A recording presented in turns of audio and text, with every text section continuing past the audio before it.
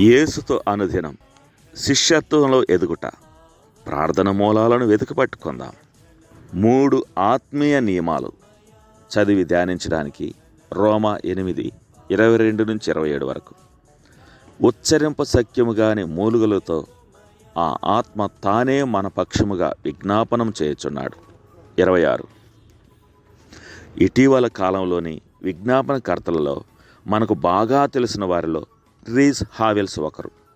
ఆయనను ఎరిగినవారు, ఆయన జీవితం గురించి వ్రాసినవారు, అతడు తన విజ్ఞాపన పరిచర్య వృద్ధి చెందుటలో 3 ప్రాముఖ్యమైన తాళం చెవులను ఉపయోగించినట్లుగా చెప్పుచున్నారు.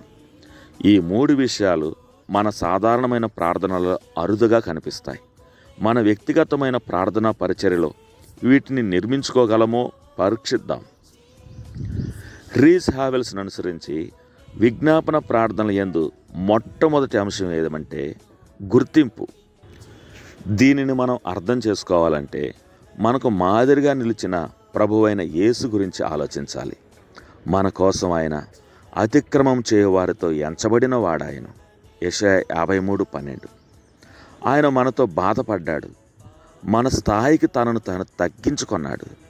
ఇప్పుడు ఆయన అందరికంటే గొప్ప ప్రధాన యాజకుడయ్యాడు. ఆయన మన తరపున మధ్యవర్తిగా ఉన్నాడు. హెబ్రీ 4:14, 7:25.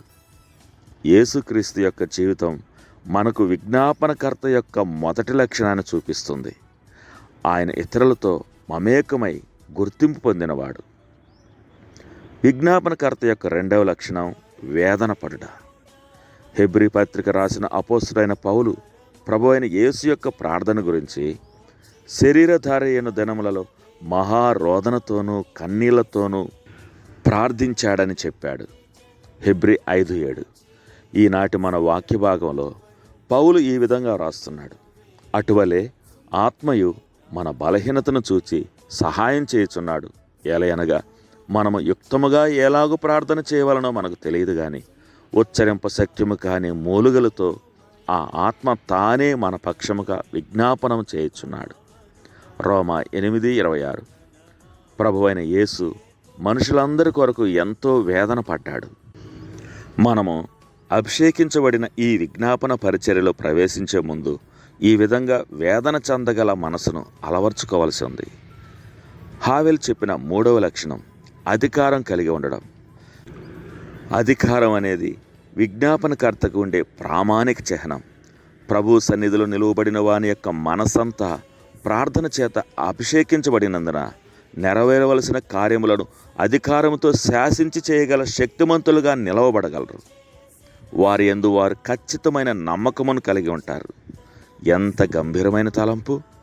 దేవుని చిత్తముతో మన చిత్తము ఏకీభవించినప్పుడు ఆయనతో ఇటువంటి గొప్ప సాన్నిహిత్యం ఏర్పడుతుంది. తండ్రి, ప్రార్థన గురించి నేను ఎంతో నేర్చుకున్నా. నేను సముద్రపు ఒడ్డున నిలబడి మహాసముద్రమును చూస్తున్నట్లుగా నాకు అనిపిస్తుంది. ఈ విస్తారమైన సముద్రంపై ప్రయాణించడానికి నాకు సహాయం చేయండి. ప్రభువైన యేసు నామమున అడుగుచున్నాను తండ్రి. ఆమెన్.